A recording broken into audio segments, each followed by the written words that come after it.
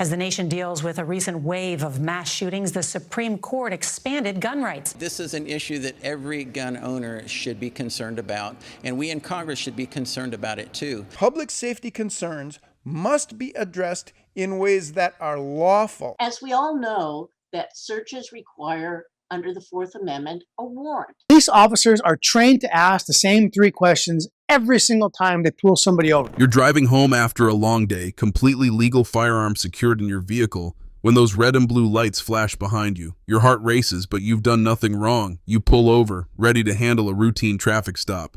5 minutes later, you're watching through the back window of a police cruiser as an officer tears through your car like it's a crime scene. Your only mistake? Telling the officer you had a legal gun. This nightmare scenario happens more often than you think, and what's worse is that most legal gun owners have no idea that saying the wrong thing during a traffic stop can turn their constitutional rights into confetti. Today, I'm breaking down the shocking truth about what really happens when you tell a cop you're carrying, including the exact words that can either protect you or destroy your entire case. But here's where it gets really interesting. A recent federal court case just changed everything about how police can treat armed citizens during traffic stops. The ruling was so significant that it stripped away the officer's qualified immunity, meaning he could be sued personally for violating constitutional rights. And I'm going to show you exactly how to use this ruling to protect yourself. Let's start with what happened to a driver in Connecticut that led to this groundbreaking decision. This man was driving through what police called a high crime area, which sounds dramatic until you realize all he was doing was following traffic laws while legally carrying a firearm. The officers trailing him claimed they spotted some minor traffic violation and pulled him over. When the officer approached his window, our driver did what he thought was right. He calmly informed the officer that he was carrying a firearm legally and handed over both his driver's license and his Connecticut carry permit. No nervous movements, no suspicious behavior, no smell of alcohol or drugs. He was the picture of a responsible gun owner trying to be transparent with law enforcement. But instead of treating this like a routine traffic stop, the officer's demeanor changed instantly. He ordered the driver out of the car, slapped handcuffs on him, and locked him in the back of the patrol vehicle. For over 30 minutes, this law-abiding citizen sat in custody while the officer conducted a full search of his vehicle. Not just a quick look around, but a comprehensive search of the cabin, glove box, center console, and trunk. All without a warrant, without consent, and without any indication of criminal activity beyond the legal possession of a firearm. The officer later admitted in court documents that his primary reason for the search was because he knew the driver had a gun. Think about that for a moment. The mere existence of a legal item became the justification for treating someone like a criminal suspect. This wasn't about officer safety anymore. This was about using someone's Second Amendment rights as an excuse to fish for evidence of crimes that didn't exist. When police decide to search your vehicle, they don't just peek around politely. They pull out floor mats, empty containers, rifle through personal belongings, and can even damage your property in the process. And guess who pays for any damage?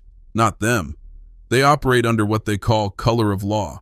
But the question becomes, where's the line between legitimate safety concerns and constitutional violations? This Connecticut driver decided to fight back, and his case, Sukane vs. Andrzejewski, made it all the way to the Second Circuit Court of Appeals in 2024. The court had to answer a critical question that affects every legal gun owner in America. Does the Fourth Amendment allow police to handcuff, detain, and search a vehicle solely because they know about a lawfully possessed firearm when there are no other facts suggesting criminal activity? To understand why this matters, we need to break down how the Fourth Amendment actually works during traffic stops. The Constitution doesn't prohibit all searches. It prohibits unreasonable searches and seizures. For traffic stops, there are 2 key legal standards that determine what police can and cannot do. First, there's reasonable suspicion. This allows officers to conduct what's called a Terry stop, a brief investigatory detention. If an officer has reasonable, articulable suspicion that you're involved in criminal activity and might be armed and dangerous, they can ask questions, detain you briefly, and if they reasonably believe you're dangerous, perform a limited pat-down of your outer clothing for weapons only. But here's the crucial part that many officers seem to forget. Being armed where it's legal to be armed is never, by itself, reasonable suspicion of criminal activity. There must be something else, some additional factor suggesting actual criminal behavior, before your legal firearm can play any role in escalating the encounter. The second standard is probable cause, which is required for arrests and vehicle searches. This means officers need specific facts, making it more likely than not that a crime has been committed and you're involved. When an officer handcuffs someone, puts them in a patrol car, and detains them for over 30 minutes, that's not a brief safety check anymore. That's an arrest requiring probable cause. You might be thinking about the automobile exception to the warrant requirement. Yes, police can search vehicles without warrants under certain circumstances, but they still need probable cause to believe the vehicle contains evidence of a crime. A legally owned firearm is never contraband. It's not evidence of a crime. Millions of Americans legally possess firearms, and courts have consistently held that legal gun ownership cannot transform a routine traffic stop into a criminal investigation. So what can police legally do when they discover you're armed during a traffic stop? First, they can order you out of the vehicle. The Supreme Court has established that officers can do this for safety reasons during any lawful traffic stop. Being asked to exit doesn't mean you're under arrest. It's considered a minimal intrusion for officer safety. Second, they can temporarily secure your weapon. Officers may ask where the gun is located, carefully disarm you, unload the firearm if necessary, and hold it until the stop concludes. While this might feel like you're being treated as a threat, courts have upheld these limited safety measures as long as they're tied to a lawful stop and the weapon is returned. Third, if officers can articulate specific reasons to believe you're dangerous, not just armed, but actually dangerous, they may conduct a limited pat-down over your clothing to check for additional weapons. This isn't a full search for contraband, it's strictly a weapons check for immediate safety concerns. But that's where the legal line gets drawn. Anything beyond these specific safety measures requires additional justification. Officers cannot turn every armed citizen into an automatic arrest. They cannot use legal firearm possession as probable cause for vehicle searches. And they absolutely cannot use the combination of being in a high crime area plus having a legal gun as a magic formula to justify treating law-abiding citizens like criminals. The Second Circuit's ruling in the Connecticut case was crystal clear on these points. The court examined the specific facts. A calm, compliant driver with a valid permit who disclosed his firearm and showed no signs of criminal activity. They concluded that the officer's actions, handcuffing him, locking him in a cruiser for over 30 minutes, and conducting a full vehicle search, constituted an arrest without probable cause. What made this ruling particularly significant was the court's treatment of the officer's justification. He claimed that once he knew about the gun, it gave him reason to search for more contraband. The court's response was devastating to this logic. A legal item by definition cannot be contraband. If it's not illegal, it cannot be the basis for a Fourth Amendment violation. Why are you making it so hard for me? I'm just trying to do my job. They're trying to guilt you into answering definitively. Don't do it. There is a difference between states deciding how they want to regulate any number of things versus stripping people of their rights to self-defense. Even if you are innocent, your words can still be twisted and taken out of context. Saying setting a higher threshold in an emergency could mean life or death. Now let me share some crucial mistakes people make during these encounters and the bad advice that could destroy your rights. First, the nothing to hide mentality.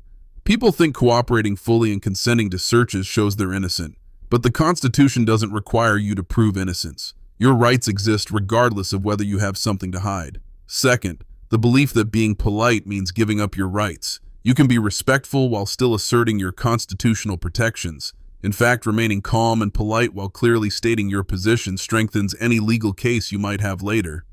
Third, the assumption that if you have a gun, police will search anyway. This fatalistic attitude leads people to consent when they don't have to, essentially volunteering away their Fourth Amendment protections.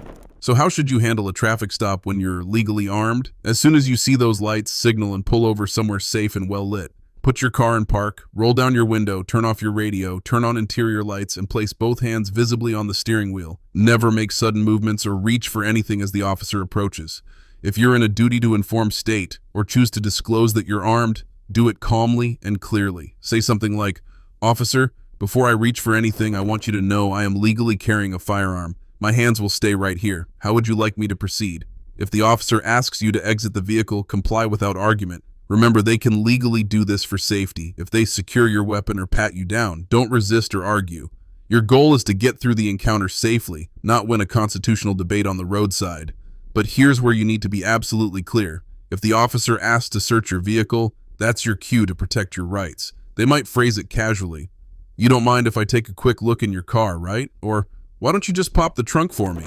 These aren't commands, they're requests for you to waive your Fourth Amendment rights. Your response should be immediate and unambiguous.